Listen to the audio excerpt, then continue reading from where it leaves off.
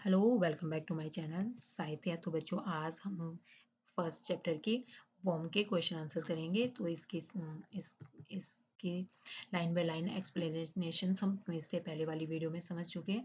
तो dust of snow के first question है, what is dust of snow and what does the poet say has changed his mood and how has the poet's mood changed. तो आप बर्फ की धूल क्या है, कभी क्या कहना चाहते हैं, मतलब किस बात पे मतलब उसके मूड को बदल दिया, कवि का मूड कैसे बदला है। तो इसका आंसर क्या हो गया, the dust of snow refer to the snowflakes and it's fine particles the poet mood changed due to the sudden shower of snowflakes and he was dismayed earlier but it changed to happy and joyful mood as he felt refreshed and energized to enjoy the rest of the day। तो जैसे ही जो कौवा होता है, जो hailstone जो उसके ऊपर गिरती है, जो बर्फ के टुकड़े उसके कपड़ों के ऊपर जो गिरते हैं, तो उससे क्या उसे मतलब प्रकृति से क्या उसे आनंद का अनुभव होता है। Okay, question number 2, how does Frost present nature in his this poem and the following the question may help you to think the answers। तो इस फर्स्ट क्वेश्चन है, what are the bird that are usually named the in the poem। तो क्या नाम था जो जिस pome का नाम मतलब इसमें बार बार क्वेश्चन में जो नाम लिया गया है, तो कौवा था। And and and do you think the crow is open mention in poem and what image come to your mind when you think of crow. तो आमतौर पर क्या है, आमतौर पर लोग क्या है, किन किन पक्षियों का नाम लिखा जाता है जब आपको लगता है कि, और कविताओं में अक्सर क्या कौवे का जिक्र होता है, तो आप कौवे के बारे में सोचते हो तो आपके दिमाग में कौन सी छवि आती है, मतलब क्या आपके दिमाग से पहले से जो नैरो माइंडेड रहते हैं, दिमाग में पहले से जो भरा गया है, जो पूर्वावृत्ति है, तो उससे आप क्या समझते हो। Generally, the considered bird tree represent the beauty and positive qualities। जो लेकिन जो यहाँ पर जो राइटर है उन्होंने क्या है बहुत अच्छे से मतलब कौवे मतलब आमतौर पर जो राइटर होते हैं वो क्या है इसके बारे में अच्छे से नहीं बोलते, लेकिन आमतौर पर जो कवि पक्षी और पेड़ों की सुंदरता और सकारात्मक गुणों का क्या है प्रतीक मानते हैं। They write about the birds as of parrot peacock and cuckoos. तो आपने देखा होगा जो राइटर्स होते हैं वो जनरली किन किन पक्षियों का नाम लेते हैं, पैरट्स पिकॉक कुकूज। इन्हीं के बारे में क्या है राइटर्स डिस्क्राइब करते हैं।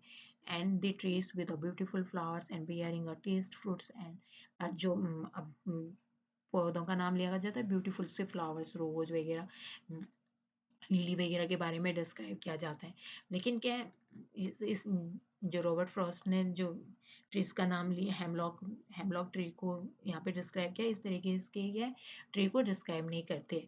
Frost mentions the crow which is often used in poem and generally the crow is a black bird with a harsh voice and considered the bad omen। तो यहाँ पे जो क्रो का नाम लिया है तो जनरली क्या है लोग बाग को क्या लगता है कौवे की क्या कठोर सी आवाज होती है, काला पक्षी होता है, इस बारे में इसलिए क्या है उसे अपशगुन माना जाता है। And therefore the word grow in the poem bring a forbidding and depressions picture of our mind। इसलिए क्या है कविता में कौवा शब्द हमारे दिमाग में क्या अशुभ और निराशाजनक तस्वीर को लाता है।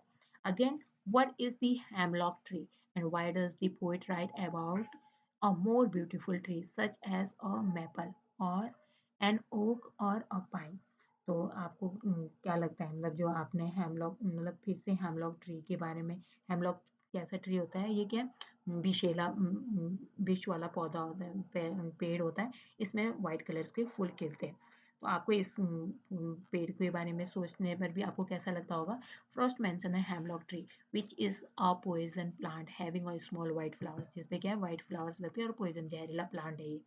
The poet, however, didn't choose to use a maple क्योंकि जो राइटर होते हैं यूजुअली कौन सी ट्री यूज करते हैं, maple, pine, oak tree and symbolise of beauty and joyness, जो क्या है ब्यूटी और जॉयनेस को सिंबलाइज करते हैं।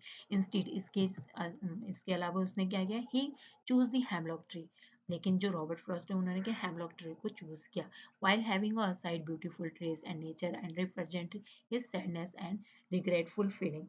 जो क्या है जो उदासी और पछतावे की भावना को दर्शाने के लिए प्रकृति के सभी खूबसूरत पेड़ों को छोड़कर हेमलॉक को पेड़ को वो चुनते हैं। नेक्स्ट क्वेश्चन क्या है? What do the crow and hemlock represent? Joy और sorrow? And what does the dust of snow that the crow shakes off the hemlock tree stand for?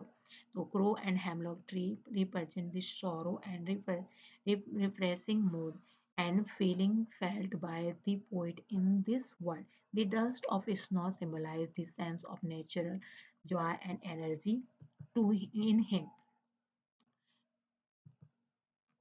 In him, the dust of snow that the crows shake off the hemlock tree refers to the sad and depression moment experienced by the poet initially, which were gone as an entire into a joyful and optimistic feeling. लेकिन क्या है जो writer है वो क्या है इससे optimistic feeling उनके अंदर आती जॉयफुल मतलब उससे क्या है वो मतलब खुश हो जाते हैं और एक ऑप्टिमिस्टिक मतलब आशावादी बन जाते हैं जैसे उनके ऊपर वो बर्फ की टुकड़ी गिरती है उससे क्या उनका पूरा जो दुखी वाला जो दिन जाने वाला था वो क्या खुशी में बदल जाता है। तो एक दुखी वाला दिन हम इसलिए कह रहे हैं क्योंकि जो राइटर है वो कह रहे हैं कि जो मेरा बेकार सा जो दिन जा रहा था उसे क्या वो अच्छी खुशी में बदल देते हैं। Question number 3, have there been times when you felt depressed or hopeless? You have experienced a similar moment that changed your mood that day. तो आंसर क्या होगा?